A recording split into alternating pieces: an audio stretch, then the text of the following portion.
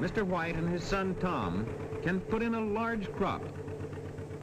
25 acres a day of broad, level prairie land plowed up, a fertile for the wheat.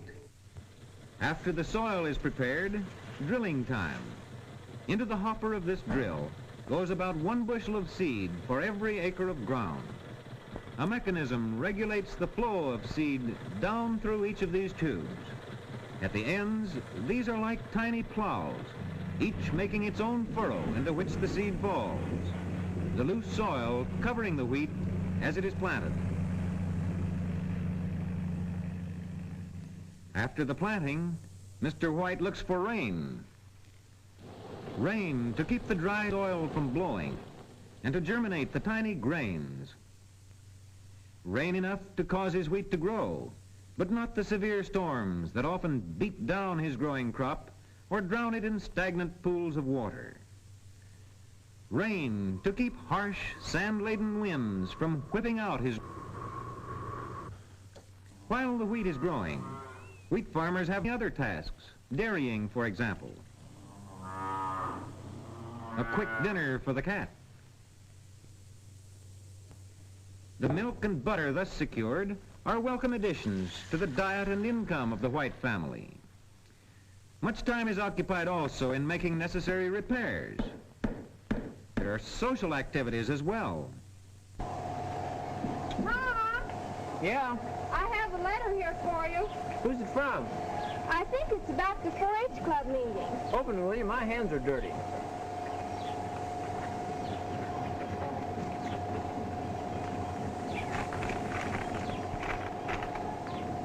Yes, they want us both to be on the club program tomorrow night.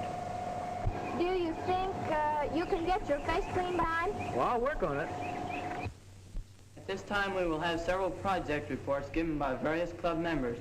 First, I have asked Frank Anderson to tell us of his experiences with strawberries. A start toward diversified crops. Last year, I picked out a rich piece of land, prepared it, and set out some strawberry plants.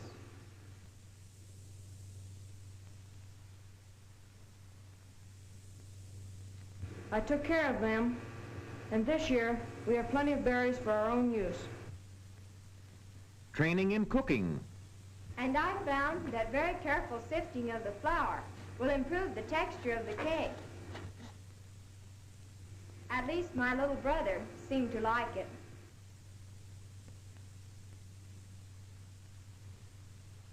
Livestock improvement. I started the care of my calf on May the 5th. First, I had to teach him to drink milk from a pail. And then when he was old enough, I started feeding a mixture of whole corn and cottonseed meal. And now that I plan to show him at the fair this fall, I've been brushing him every day and breaking him to holler so I can exhibit him.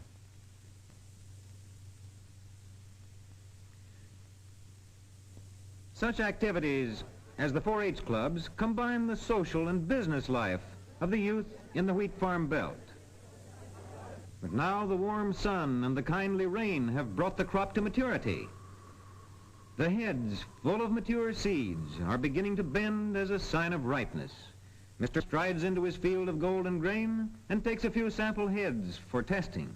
He crushes the heads between his hands until the chaff and grain are separated. The grain is full and dry. It is time for harvest, for the entire field seems to be evenly ripened and midsummer storms are threatening. Mr. White must have help, and quickly. 516F2. Hello, John. This is HW talking. Want to start combining tomorrow. Can you run the machine for me? All right. See you in the morning. You men looking for work? Yeah. You drive a tractor? Tractor, yeah. I need a couple of harvest hands. What do you say? 3.5. 3.5 and board. So I leave. I live 8 miles north. When do you start? Start in the morning. All right, let's go.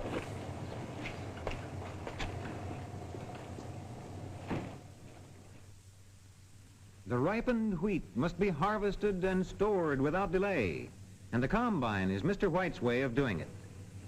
Early morning till late at night, the harvest goes on. Harvesting wheat is hard work for all, and the farmer's wife does her part by providing sumptuous meals. High noon and time for dinner. Time for dinner! Time for dinner! Time for dinner! Prairie winds furnish the power for the pumps, for the water with which the hot harvesters wash away the dust of the field and cool themselves before eating. Washing in cool water is almost better than drink after the heat and dust. A hearty meal and a short rest thereafter do much to banish the fatigue of the long harvest day. There are no finicky appetites among a group of harvest hands. The food on the table vanishes like the grain in the fields under the blade of the combine. And woe to the expectant harvester whom the pie plate reaches last.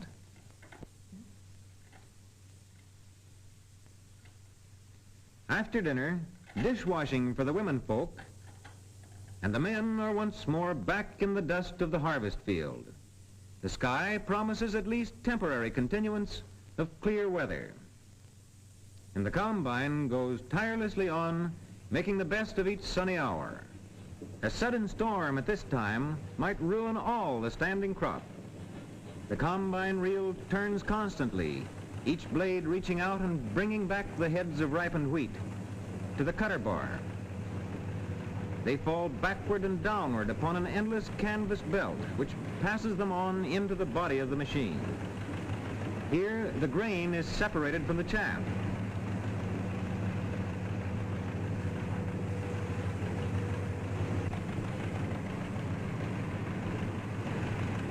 Acre after acre of ripened heads fall before the blades of the reel and cutter bar and are carried upward into the maw of the machine. Each time the combine circles the field, it cuts a 20-foot swath of ripened wheat.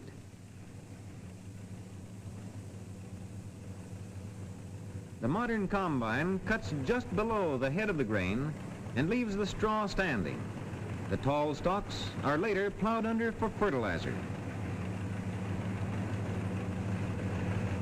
And now, the hopper on the combine is filled with the threshed wheat. At a signal, a waiting truck drives alongside and is loaded with a deluge of grain. For a moment now, the harvesters pause and enjoy a cooling drink. From loaded combine to loaded truck, the grain thus leaves the harvest field. Without delay, the wheat goes on its way to the nearest elevator, for today's market may be favorable. This is the harvest field routine, from dawn to dusk. From field to combine, from combine to truck. From combine to truck, and from truck to elevator. At the elevator, located on a spur of the nearest railroad, Mr. White sells his grain. Some elevators are cooperative, some are owned locally, and some by milling interests far off. These two simple devices, a removable end gate on the truck and a grated opening on the driveway beneath, permit rapid and easy unloading of the grain from truck to elevator. From truck to elevator, elevator to train, from train to mill, and mill to bakery. Thus